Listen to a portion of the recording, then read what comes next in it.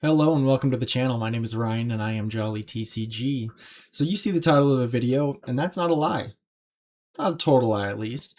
So I did start a Pokemon vending business with $0. However, that's zero cost basis. So I did start with a little bit of funds into it, $50 to be exact. And since then, I've been able to put that $50 back in, and I'm playing with just the profit. So I've got a $0 cost basis. We're gonna go into, the different deals that I've done. I've got an Excel sheet kind of detailing everything, so it's not going to be the most exciting first video. But first, I kind of want to go into why I'm starting this, why I'm excited about it, and kind of what got me back into this. So like many of you, I grew up playing Pokemon. I grew up collecting the cards, and like most of you, my binder of cards has been lost to the hands of time.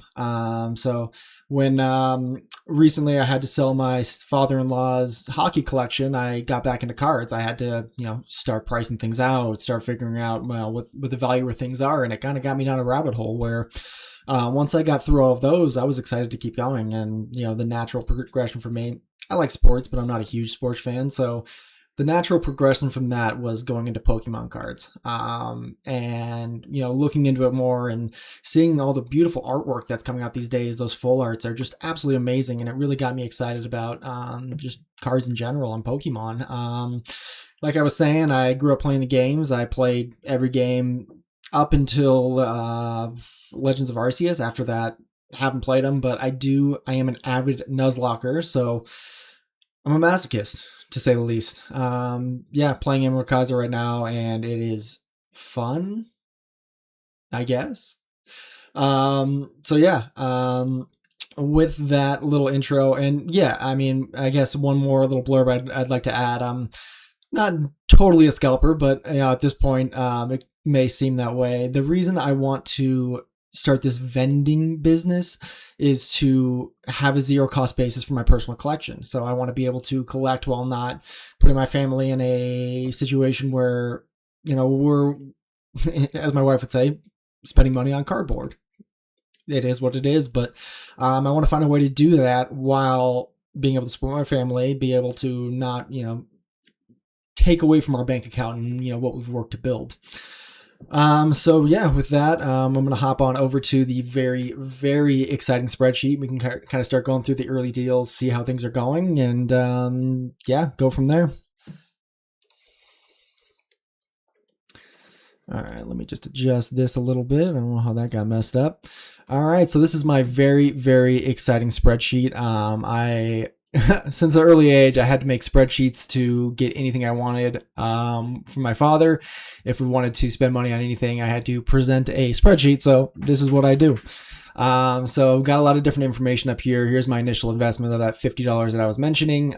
So far, I have spent $650 on cards, which is a lot more than I expected. Tracking a lot of different things. I started this 23 days ago, so a little over a week ago, tracking the dollars per day and a 1 year projection. So at the current pace, $1,000, but I'm expecting that to be a little bit of an exponential curve, and especially once I'm able to get into grading cards, I think that's going to take a nice healthy jump.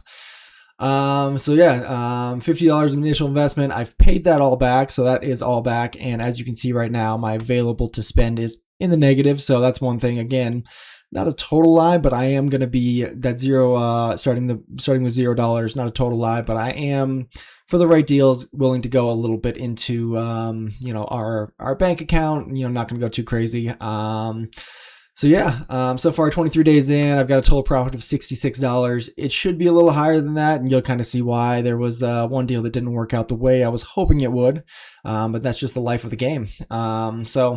First deal that I made was this UEX and Mega Venusaur X. He was asking 60 for him. I got him down to 50, so cut the price of the Mew and the Venusaur EX. I'll be popping those pictures up on the screen as well, hopefully. Not too new to the video editing game, so we'll see how this goes. The Mew was actually it was a sealed promo card, so I was able to flip that one pretty quickly. That one sold on eBay for $54, a nice $11.85 profit, 22% margin. Can't complain about that. So 3 days on that. My average time from buying a card to selling a card is a day and a half. So I've been able to move cards pretty quickly. It's been very liquid, which has been awesome. So yeah, sold the Mega Venusaur, not too much of a profit. Again, that one went on eBay at $1.32, 15%. But when you're playing with those low end cards, you're not going to get much. Decent margin, but not much profit out of it. From there, I actually picked up a lot. So everything from this Sawsbuck all the way down to Kingdra, I picked up in a lot. It was, what is that, $80 for the lot? 56, 66, $70 for the lot. If my math checks out. Yeah, $70 for the lot. And I was able to piece two of the cards off on their own. So the Sawsbuck, I put it as an $18 cost basis. I sold that one for $20.30 on eBay. A lot of my earlier deals were on eBay, the sales. And then from there, I've been moving more towards Facebook Marketplace, avoiding those fees as much as possible. I sold the Pidgey for $6.25. I believe the market price on that was $8. So again, eBay deal, got hit by the fees. So $1.25, good margin, but not a lot of bang for the buck. And then the rest of it, I decided to sell as a lot. So I sold this on Facebook Marketplace, took the rest of these cards. So what is that? 29 cards. I bundled them into a lot and was able to sell that lot for 70. That was the big chunk that kind of helped make that purchase worth it, which was awesome. I was able to make $23 on that, putting the $47 of cost basis into that, 33% margin. That one was a big help to kind of start the ball rolling. And once I got through with that, I picked up a Mega Charizard EX. Yeah, picked up this one, flipped it on eBay for $4.93. That one took 2 days to move. Picked up the Bulbasaur for $10. That was actually a absolute steal. And sold that one for $22. Again, these are all eBay deals. Anything with the either an odd dollar amount or change involved, those ones are going to be an eBay deal. Picked up an EV for 20. I think market price on that was 25. So after fees, made a absolutely massive 29 cents on that deal. So yeah, that one was not super exciting, but I got the Bulbasaur. No, I got the Venusaur with it as well. So that helped us drive the price down on that a little bit.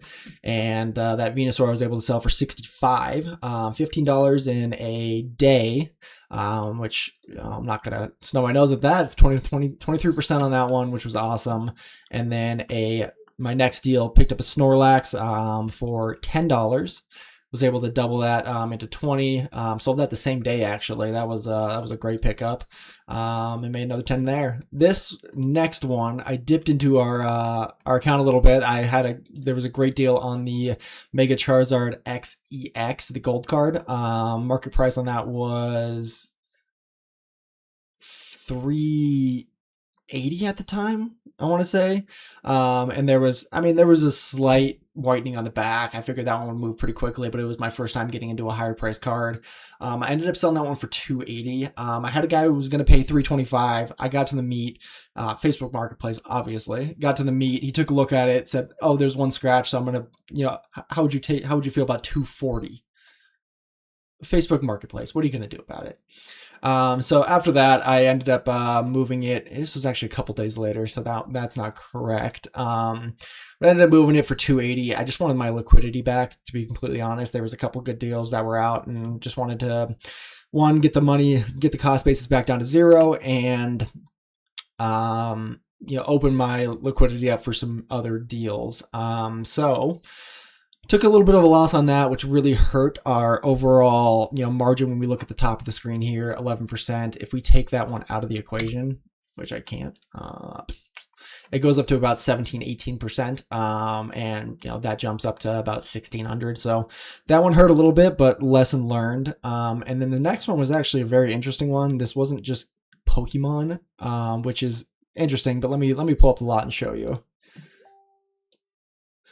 So we had these packs for, pretty good deal. So it was $40. It included some Yu-Gi-Oh, some Magic the Gathering, all that good stuff. But it also contained 4 packs of sealed products. So the Destined Rivals, the Darkness Ablaze, and then the Knockout box had a Surging Sparks and a Twilight Masquerade as well, which were, honestly, I wanted to rip packs. So this was a great thing. I mean, even the Yu-Gi-Oh! And the Final Fantasy, I couldn't find anything retail. It was great to rip a pack. So was able to get all of this for $40. I ripped the Magic packs, all of the Yu-Gi-Oh! Packs. This one had 6 packs in it as well, maybe 4. So ripped all those, and the Destined Rivals and the Knockout box as well. I'm selling the Darkness Ablaze, selling both of those for $5 a piece, which is a great deal. So I've got quite a few interested parties in that one. And then this Yu-Gi-Oh! Legends 5Ds deck, $20. I've got a couple people on that.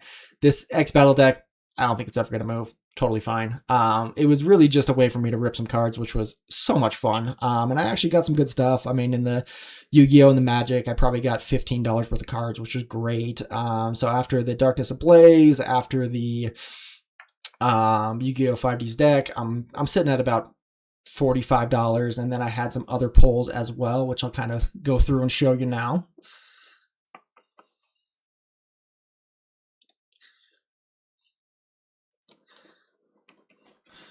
All right, so nothing crazy out of these ones, but got a nice little ho-ho there. Team Rocket's Moltres. A Grimsley? Yeah, Grimsley's Move. Mega Sharpedo. Again, not the one you wanted, but it's a nice card. And then the Greninja EX. That one actually came... Yeah, that one came out of the Knockout box. So even with the Knockout box as well, it comes with a promo. So the Kyogre, all of those are probably... I think market price on those is about $8 or $9. So overall on this lot, I probably made $15. I'm going to keep it conservative when I do my spreadsheet and put that at like 45. So we'll get this back up. So that was, not only was that fun, it was profitable. So yeah, I put that at 45. I'm going to make more off of that. And then I got lucky. I got very, very lucky. The other day I went to a vending machine. I got a Phantasmal Flames and a Mega Evolution pack. Didn't think I was ever going to find a pack in the wild.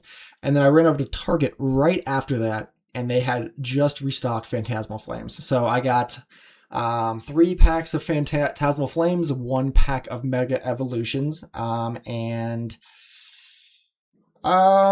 3 of the 4 were not great. I mean, I did pick up, these 3, the Grimsley's Move, and the Mega Sharpedos. Those actually came out of the Phantasmal Flames packs. And the Mega Evolutions went pretty well. Ended up, here, let me pull this out. Hitting on a Mega Latias, the $75 market value. That was a